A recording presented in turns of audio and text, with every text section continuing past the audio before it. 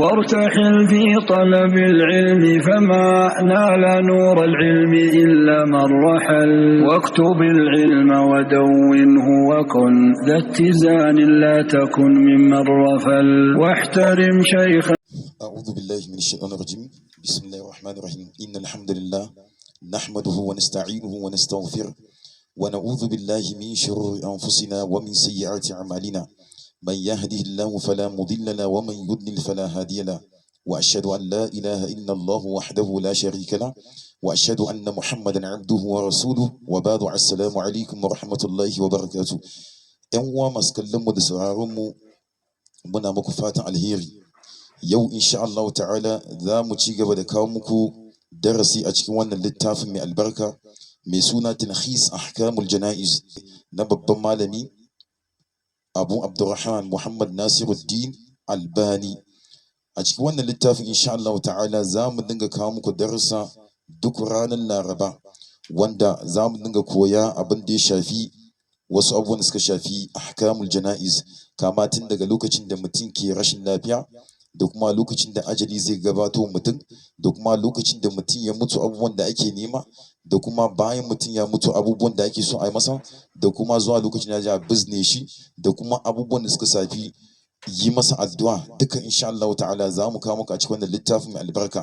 Don haka insha Allah ta'ala yau za mu fara kai tsaye a cikin wannan littafin a cikin darasi na ɗaya wanda malam ya masa takida ma yajibu alal maridi, abin da ke wajaba akan mara lafiya.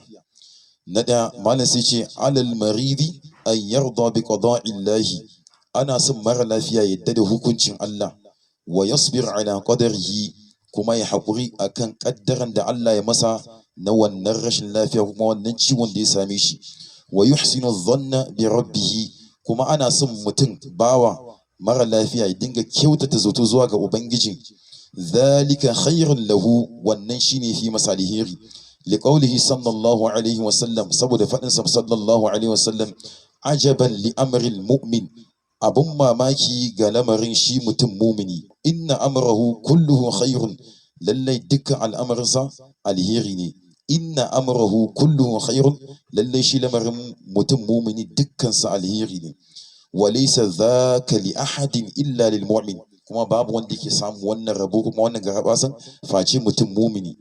In asabatu sarra, idan wani abun farin ciki ya same shi, shakara sai gode, fa kana khairan lah, sai ya zama masa alheri.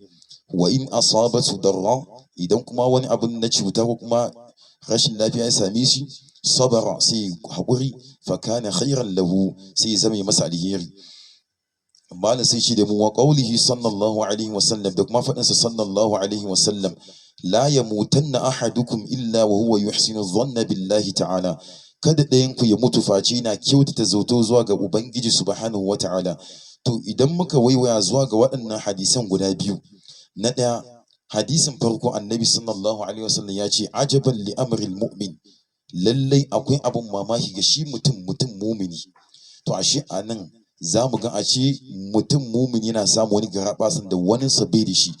Wani garaɓasa kenan annabi sai ce shi al'amarinsa komai alheri ne. Idan abun murna ya same shi sai ya gode wa Allah subhanahu wa ta'ala, sai ya zama masa alheri, Allah sai ya ƙara masa, kamar da Allah ke faɗa cikin surat Ibrahim, la in shakartum la azidannakum, idan ku gode mun zan ƙara muku. Idan kuma wani abun cuta ya same shi sai ya gode wa Allah subhanahu wa ta'ala, sai ya zama masa alheri, kamar da Allah ya bi wani daga cikin annabawansa kenan. To don haka yana da kyau shi mutum, don haka yana da kyau bawa mutum mumini ya kasance a koda wani lokaci na gode wa Allah subhanahu wa ta'ala duk jarabawan da ya faɗo masa. wala nabluwannakum bi shay'in min al-khawfi wal-ju'i wa naqsin min al-amwali wal-anfusi wath-thamarat. Allah sai ce wa bashshiris sabirin alladhina idha asabatuhum musibatun qalu inna lillahi wa inna ilayhi raji'un. Allah sai ce ulaika alaihim salawatun min rabbihim wa rahma wa ulaika humul muhtadun. To kun gan shi mutum mumin yana samun garabasa a koda wani lokaci. Dan haka annabi sai ya ce idan shi alheri same shi zai gode wa Allah, sai zama masa alheri. Idan kuma sharri ne kuma wani cuta kuma wani ciwo ne same shi zai zama masa alheri. Wannan kenan. Sai kuma hadisi na biyu, annabi Muhammad sallallahu alaihi wasallam ya ce kada ɗayan ku ya mutu face na kyautata ma Allah subhanahu wa ta'ala zato.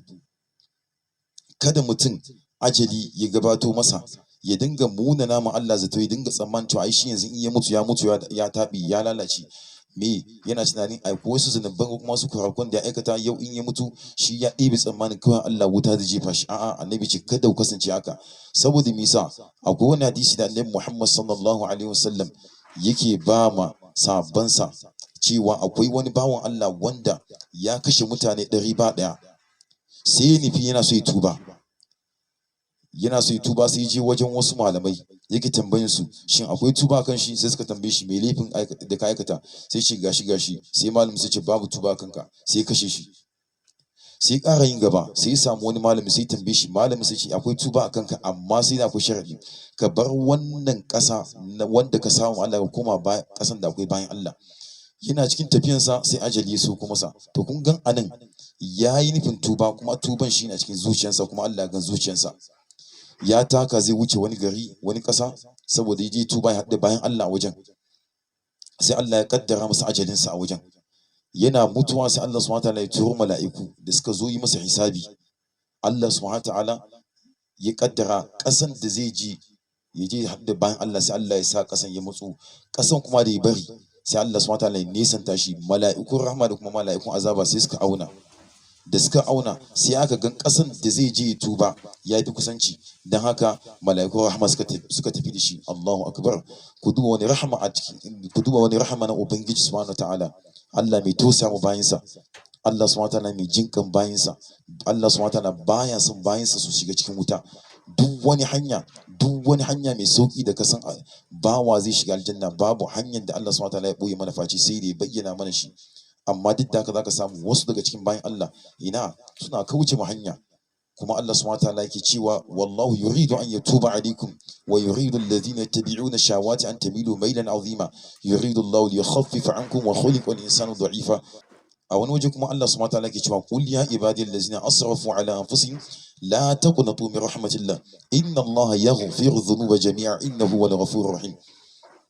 Duk wani zunubin da bawa aikata a duniyan nan, to Allah subhanahu wataala zai gafarta maka matukar baka mutu akan shirka. In ka mutu akan shirka to dama nan ne matsalar yake. Allah subhanahu wataala ya raba mu daga shirka.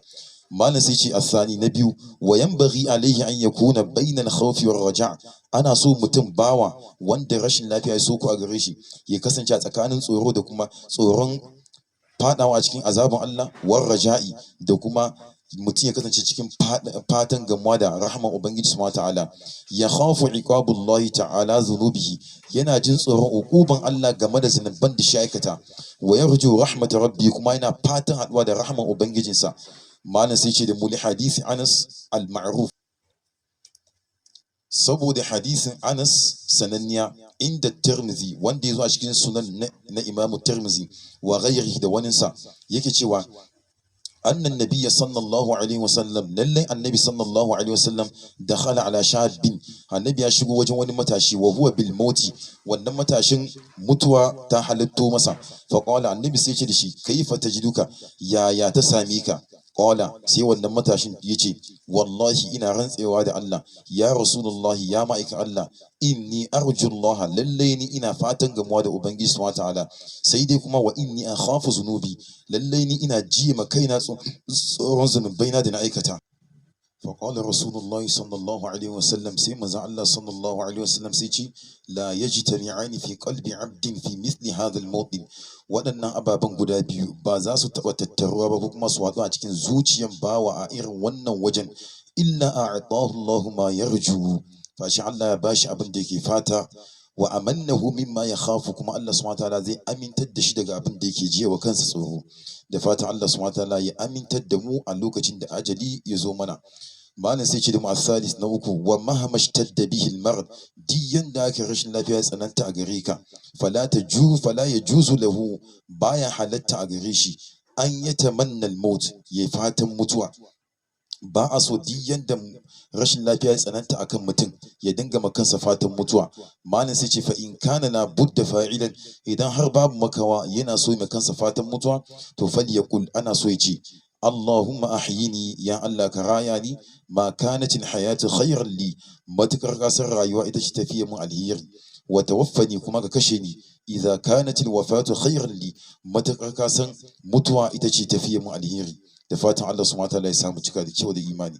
Malam sai ce da mu arabi na hudu, wa idza kana alaihi huquq, idan akwai haƙoƙin bayin Allah a kanka, to falyu'addiha ila asabiha, ana so bawa ya mai da su zuwa ga ma'abotan dukiyan nan. Idan bashi ka sa ka je ka biya, idan akwai wanda ya baka ajiya ka cinye ka je ka biya, idan akwai wanda ya baka ajiya ka ɓoye ka je ka biya, idan har akwai dukiyan wani a wajen ka mai masa da kayansa, ko ka mai kwaci ko kuma wani abu ka je ka mayar masa. Malam ce in tayassara lahu, idan har haka ya sawwaka a gare ka za ka iya badawa, idan kuma ba za ka iya ba to ana so wa illa, idan ba haka ba kuma usiya, ana so mutum ya bada wasici li amri sallallahu alaihi wasallam, saboda umarninsa sallallahu alaihi wasallam bi zalika, da yin haka. Malam sai ce al-khamis na biyar, wala budda min isti'jal bi mithli hadhihi al-wasiya, babu makawa ana so ayi gaggawa zartar da irin wannan wasicin.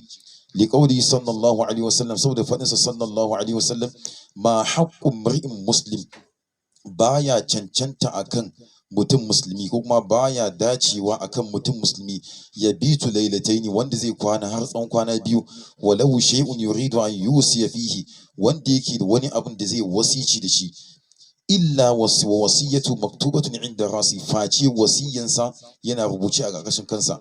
Idan har mutum ya sai yana da wani wasici da zai bada, kuma ga rashin lafiya ya soko a gare shi, kuma yana tunanin da wuya ya tashi, to ana so in so samu ne mutum ya rubuta wasicinsa. Idan har Allah subhanahu wataala ya kaddara ya tashi, falillahi alhamd. Idan kuma bai tashi ba, to ga wasicinsa a rubuce za a zartar masa. Wannan shine.